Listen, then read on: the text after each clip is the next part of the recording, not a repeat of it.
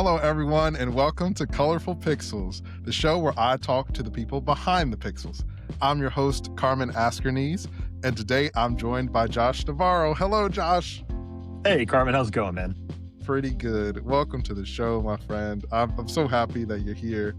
I want to start off by asking you something that I ask all the guests. Do you have a memory of the first time, either a first game or your first interaction with games, that made you think this is something special and I want to be a part of it? Yeah, so when I was like 4 or 5 back in, early, or I guess late 90s at that point, playing Miss Pac-Man on Sega Genesis was probably like my biggest, hey, games are really fun. My grandmother, actually, of all people, got me involved in it.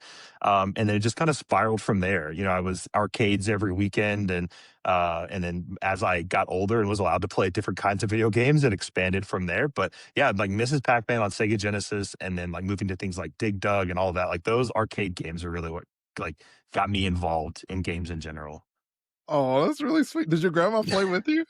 She did, yeah. So she That's used to, awesome. yeah. That's like one of those things that she used to watch me after school, and even like before school when I wasn't in school, and so we just like played that all the time in between watching Price is Right and Judge Judy. That was our thing. So. Yo, yes, Price is Right, like Supermarket Sweep. I feel you. Yeah, classic Yeah. grandparent stuff. Um, so when you got older, you said you were expanding your horizons into other games. Did you were you a kid who had consoles, or was the arcade your main place where you played? So arcade, I really played a lot. I'd go with my dad every Wednesday to this local arcade. We used to play. Like, as I got older, we played games like Blitz and Street Fighter and those kinds of things. So that's really where my love. But I did always have a console too at home. I didn't necessarily always have the console. Like when Dreamcast came out, I really wanted that one, but I never got it. But I did have, Sega Genesis. We had, the PlayStation, GameCube growing up. So I'm not going to act like I didn't have all the consoles. But I think the arcade was really where my love of games kind of expanded, because you got to play so many different. It's a very public and trying to it's a very a group setting, more like, and that's really what I enjoyed about it. Yeah, I mean, I definitely feel like arcades are so different now. I'm glad they still exist, but so Yeah. different than what they used to be. Do you when you think about those early years or whatever, what do you think it was about the art form that drew you to it? I mean, just what they were able to do with the limited number of pixels on the screen, and I mean, like Pac-Man, just in general, drew me in. It's such a simple concept. You're a little yellow, half a pizza guy eating little white dots on a screen, but you're being chased by ghosts. But there's strategy to it. There's leaderboards, and there's this like competitive nature to it. But what they were able to do with that limited amount of screen real estate and graphics and processing power was amazing. So to see now, being in the industry and see what we're doing now, it's crazy that games really started with those kinds of things. So I did the simplicity of it, but just the beautiful nature of the art form, I think, was really what drew me to it. I feel that. I mean, I definitely think about the comparison between games and film and how film changed so much over such a long period of time, but for games, it's still pretty new. In our lifetime, it's changed so much. I Yeah. remember my first interaction with Ms. Pac-Man. There's this barber shop in the town where I grew up in, a really small barber shop. And for some reason, I guess they were trying to diversify. I don't know. They had like a rib shack in the back of the barber shop, and they also had like an arcade, but it only had 4 cabinets, and 2 of them were always broken. Um, one of them was Miss Pac-Man. So I would go and play, and like I was just a kid, so I was just playing around, not doing very well. But I would always see the high score. And then I remember seeing somebody who like came in there and he had like a stack of coins and he was so good, and I didn't even know there were other levels because I was just a kid. I was like, I couldn't get past the first level. But yeah, no, I definitely understand what you mean about like seeing how people were able to make something so compelling and engaging. Sometimes with no dialogue, with just sound effects, and it's really inspiring. Yeah, absolutely. Yeah, no, it's great, and I love seeing people do that even in today's industry. Like indie gaming is obviously very much a thing, and indie developers and small studios able to make these huge, amazing games with much less budget, much less manpower, and it just goes to show that it's really the quality of the gameplay and the game itself than it is, how much money you put into it necessarily. Are you the type of person who you love mechanics more or narrative more, or what is it that draws you to a game? It's definitely more of mechanics. So, like with the Expedition 33, like, it's a beautiful game. I love watching I love the story. That's a game that I really enjoyed watching. Like, I watched that on YouTube. Like, I watched playthroughs, Yeah, but like, the timing mechanics and stuff, it's just not my cup of tea. It's one thing the reason I don't really like Dark Souls games. They're beautiful games. I love the story, but I'm just not that kind of gamer. You know, fighting the same boss 15,000 times, it's just not something I'm gonna do. Um, but I still have a respect for the game and the genre, so I'll go through and I'll watch the story and stuff. So it's definitely a lot of the mechanics for me. Like, it's got to be fun on the sticks. It's got to be fun and keep me wanting to come back. yeah. Oh man, Expedition is so good. But I did the same thing. I played it for a little bit, and I was getting whooped, and I was like, I'm Yeah, just gonna watch it. I'm yeah, good. exactly. I flipped into story to narrative mode, and I'm like, I'm still really bad at this. I'm just gonna watch it on YouTube. Exactly. When you were in high school, about to go into college, and you were like, "All right, I'm gonna make this happen." What was it sort of like finding your way from that point when you were like starting to break into the professional side of things? Yeah, so I graduated high school and I immediately went to Texas Tech with the idea of, games don't, games are made, but that's not a career. I can't really do that. And so I went to Texas Tech for a business management degree. And I was just gonna, go the business route, maybe go to business law school, kind of go that way. And I ended up deciding to minor in electronic media and communications, which turned into a second degree. So I actually ended up getting 2 degrees at Tech. And that's where I met you, honestly, awesomely enough. And I really credit you, believe it or not, with kind of making my decision to go there because after I graduated from tech, I went and worked at Enterprise Rent a Car, and I was a branch manager there after a year. And I was like, man, I really want to be creative. I want to use more of this electronic media stuff. And then at the time, I think you had just graduated from FIA, both of our alma mater. And I was like, whoa, Carmen did it. He actually did it. He followed his dream. He did the thing he said to do. And I was like, I want to do that. And so I looked at my wife and I was like, hey, I want to go to Florida. At the time we're living in Texas. Um, and I was like, I want to go to Florida. I want to go to school. And then I did it. We did it. She allowed me to do so after we had our son. Our son was 7 months old at the time. Mhm. And we're like, yeah, let's go to Florida. Went to FIA, did the thing, and now here I am. So I really didn't know that being in this industry was something I could do. And then you kind of showed like, hey, this is the thing and this is really cool. And I'm like, yeah, let's do that. Oh man, that really means a lot. Thank you, Josh. I really appreciate Yeah. that. Like Josh was saying, when we were in school, there it wasn't sort of as prominent as it is now. Like it was kind of like developers were like unicorns. It's like if you didn't know Yeah. somebody, you didn't really know how they were made. And when I was graduating, I learned about this school called the Florida Interactive Entertainment Academy, or FIA. Not sponsored, but hit me up. I mention y'all all the time. Right. But anyway, I went there, and then it was really helpful in me starting my move to AAA, and thankfully I was able to help other folks who want to get into the industry, because I think it's important for everyone to have the chance to choose that and chase that dream if they want. And I'm really happy that now it's like more accessible and people know about games and know that that's a career. And so I'm happy for you, man. You've been out here killing it, and I'm so happy to show other people how awesome you are. And I Thanks, wanted man. to follow up about that, and like, so for people who don't know, like going to school for games, like what is FI like, and what does that mean to go to school for games? So FIA was, I mean, it's fantastic. So they split or, they don't split us up, but we get to choose, right? When you apply for the school, you decide kind of what track you want to take. There's an art track, there's a production track, and then there's an engineering track. Engineering, obviously, being more software engineer side, you're working either they teach you a lot of stuff in the engineering track. They teach you how to build your own game engine, and you're working in BASIC, and then you work all the way up to C++.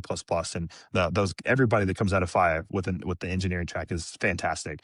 Then there's art, which they focus on, animation, actual like 3D modeling, 2D art, any kind of art. And then there's production, which kind of goes into a few different tracks. There's level design, tech design, and then actual production. So like producers, project managers type thing. And I focused mainly on tech design when I was there. When I went there, I had a very basic knowledge of C# and Python, and my knowledge of coding exploded while I was there. The first couple semesters, they're really teaching you the basics and kind of working in some engines if you're not fully used to it. But then, end of December, you get chosen or divided into these groups, these what do they call? What do we call them, Carmen? The Uh, escaping me. like capstones? Yeah, the capstone projects. Yeah. There we go. So you're divided into these capstone projects of 15 to 17 people, and then you're like, hey, make a game. So on top of going to classes and on top of doing all this other stuff for it, you're like, hey, you're actually making a full fledged game. And some of those games get greenlit on Steam and shown at the Intel Indie Showcase and all kinds of things. But yeah, I mean, you're actually making a game. The professors there are people with industry experience, so they know what's there. It's right across the street from EA Tiburon in Orlando. So they have a lot of, they bring in industry veterans to give talks, which I've actually been lucky enough to do so now as an alum. And it's fantastic to really get into the industry and see a lot of different sides of it, and to speak with so many people that have experience there. Oh man, that's it's so cool, and honestly, I it's so weird to think about it because it's like God, making games in school, like what? And back then, at least, it was like that seems really unheard of. And so, you mentioned before that, like when you were at Tech, you were studying something different in like business. Were there any skills that you had in at Texas Tech from that your time there that have also translated over to your professional career? I think so. I mean, I think just, I mean, business and especially even working at enterprise, you're very much customer facing. You're talking constantly with people. I would like to think I'm a pretty decent communicator. And that's huge in the gaming industry. You're constantly speaking with other departments. You're trying to, as a designer, especially, you're trying to get your point across. You're making these GDDs and game design documents, and you're trying to express yourself. And if you're not able to communicate, though, those soft skills in the industry are huge. Especially when you're interviewing for companies, they want to make sure you know how to communicate and do it effectively in a kind and stern, but an actual a way of getting your point across efficiently. And so that kind of stuff really translated. And when I went to FIA, I was slightly older. I was 3 to 4 years removed from my bachelor's program, and a lot of people were fresh out of their bachelor's program. So I had a little bit of work experience, and I think that kind of played in my favor. I was a little, I guess we'll say mature in air quotes because I still don't feel fully mature at my age. But, I think those kind of soft skills still translate regardless of what industry you're in.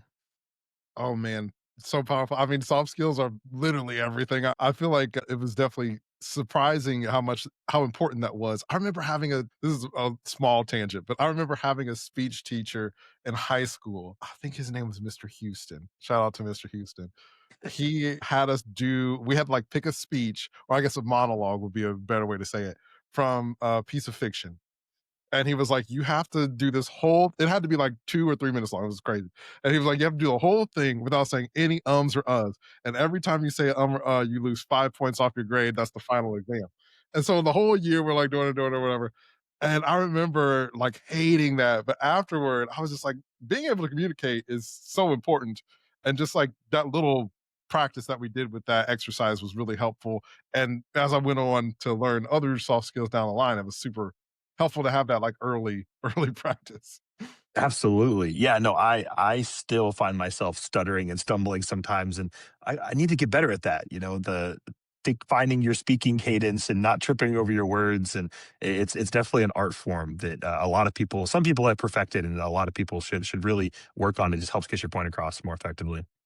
So I wanted to ask, you mentioned that you studied technical design when you were at FIA. Have you continued on the tech design track in your professional career, or what is it like once you're sort of out of school and in the workforce and like at a studio?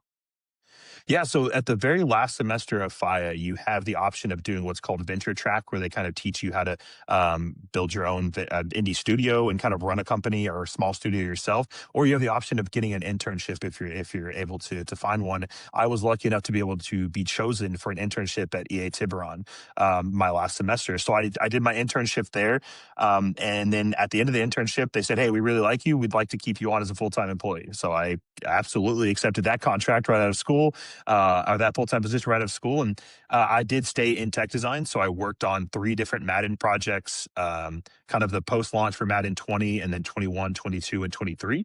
And I did do a lot of tech design stuff. So a lot of in the engine stuff, visual scripting within EA, and then since then at the two studios I've been after that, both Crystal Dynamics and Cloud Chamber, very much still in the technical design space. The last studio I was at, Cloud Chamber, working on Bioshock, I was a technical designer working kind of very hand in hand with systems designers. I was on like our world team. So I did a lot more systems design work there, which is also another passion and love of mine. I'm an Excel spreadsheet kind of person, crunching numbers and min maxing all that. So it kind of makes the best of both worlds. But just because you're in one track doesn't mean you have to stay there. I've had plenty of people that have moved from designer to software engineer and vice versa in art. And you can kind of the industry, if you find the right studio, you can definitely move within those tracks pretty easily. Now, for people who don't know, what exactly is system design, and can you talk about what tech design is a bit more, and like what the difference is? Sure. So I'll start with systems design. I think it's a little more hashed out in the industry, but systems design can range from, abilities. It can range from you're creating and balancing skill trees. It can kind of wrap up anything that is a player system. It could be things that the player interacts with, like buttons and doors. It could be again, like the abilities the player uses, and it could be if there's a security system or weather systems. Anything that you would deem as a system that the player interacts with could be involved in systems design, and that could be designing it or implementing into the game. Technical design, I would say, is a little more difficult. The industry, it's a fairly newer, so there's some studios that may not even know how to properly utilize them. The thing that I like to always say with them is that it's kind of the middleman between a full designer and a software engineer. We kind of speak both languages. So as a technical designer, I may not be as fluent in C++ or engine code. So I may not be in there actually changing the engine, but I should know enough to debug and kind of fix problems in there. But I might still need a software engineer's help to fully submit a bug, right? To fully submit a fix. Whereas I also kind of speak the designer language where I can kind of take that design and, hey, this isn't going to work from an engine standpoint. We don't have the needs here. We're going to need more software engineer help, or I can prototype tools to help out level designers. Unreal Engine 5 is a great engine, but there might be some things that we want to use, or that we want to do that is not currently native to the engine. So I can create a tool within there as well. So technical designers are kind of like the Swiss Army knife of designers, I'd like to say. And but even level designers and system designers are getting even more technical, so you kind of just bridge that gap, I think, both with your skills and your communication wise between the two. Awesome. That's a great way to explain it. And we do have a lot of listeners who are either aspiring or who aren't in the industry. And so for those folks, could you talk a bit more about like what's a game engine, and what is like a tool for a game engine? What does that mean? Sure. So a game engine is, you might have heard, Unreal Engine is probably one of the biggest ones that people use for AAA games. You also have proprietary ones that, Frostbite. You might have heard that thrown around. EA's, that's their proprietary engine that they use. And then there's other engines like Unity. There's Godot. There's that might be more user friendly, or free and easier to access. So the engine is just what the game is built on. It's what it runs on. It's what you use to create it. And again, that can vary. And then a tool within that engine might be something like, a level designer comes to you and say, I want an easier way to place doors in the level. We have 50 different doors, so I want something that lets me visualize these doors and place them easier in the level. And so I would go in and create, and I'd look at all our assets, and I'd put them in an array, which is just a collection of these objects, and making it easier for them to place them or swap them out. I want to swap the mesh, which is what the actual model of the door is. And so I can select that door and then easily select it from a list. And it's things to just make designers' life easier. The engine can be overly complicated for someone who doesn't have to get into the nitty gritty of it. As a technical designer, I want the level designers to be able to go in there and make these changes easier, and not have to maybe always ask for help on these things that shouldn't take more than 30 seconds. So game design and game development is very much about efficiency. And so the more we can make that efficient with tools, I think is better for everyone in the long run. And it just saves time for everyone as well. Mm. Thank you for breaking that down. That's a great explanation. I wanted to bring it back around to talking a bit about you. Um, you mentioned before that like all these early inspirations for games, and you had a time where you were studying business. Did you ever have a desire to like make your own games, or if you could do anything or work on anything, what is something that would make you feel like excited and like fulfilling that little childhood dream that you had? I did. I did fiddle around with making my own game before I got into the industry. I used a game engine called Game Maker. It was one of my very first games that I made. It was a small little RPG in the realm of like a Final Fantasy type thing. And you know, it was not great. It used free assets from the internet, but it was something that was fun. But my favorite genre of game are roguelikes. So think Dead Cells, Hades. Um, those games are absolutely my favorite. So if I could make something in that vein, if that's something I always try and strive for. So I'll do personal projects where I'll make like little systems. I haven't made a full-fledged game yet, but I'll make little subsystems within the game that eventually I might compile together. But I'm also a huge fan of loot and things like Borderlands and looter shooters and things where, you know, things go boom and numbers go big, that kind of stuff. So it just makes my heart happy to see the numbers go up. So you know, little things like that. But it's definitely hard as a one person thing. So I try to keep it small whenever I'm doing personal projects. I mean, I definitely feel like you're being a little bit modest about the cool stuff that you're making, but I understand.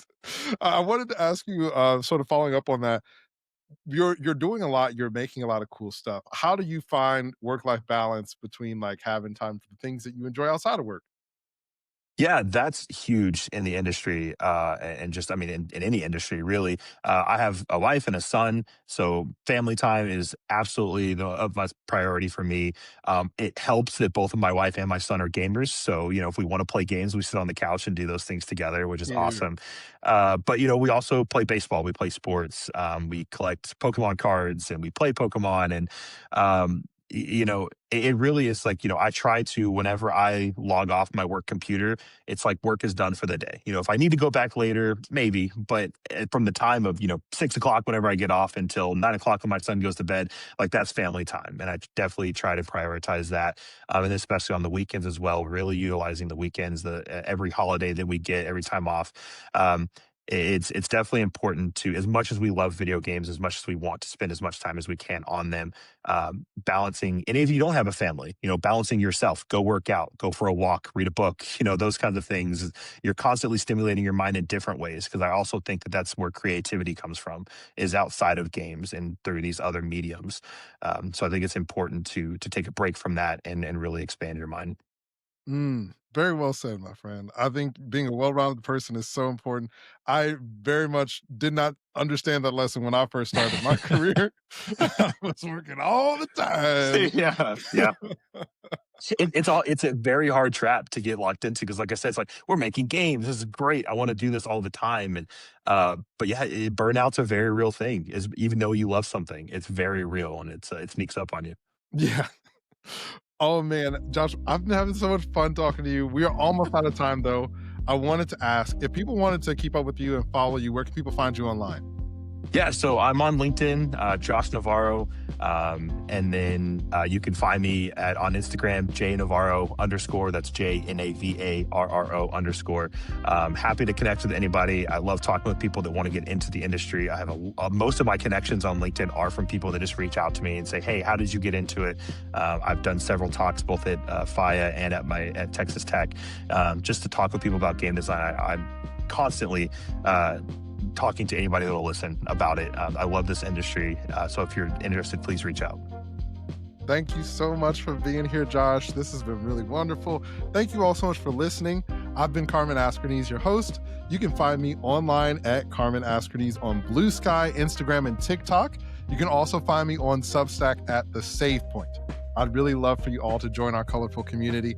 And if you're watching on a video platform, be sure to like and subscribe. For more episodes like this one, subscribe on Spotify, Apple Podcasts, wherever you get your podcasts. Leave a review. It really helps the show grow. Thank you so much, and I'll see you in the next one.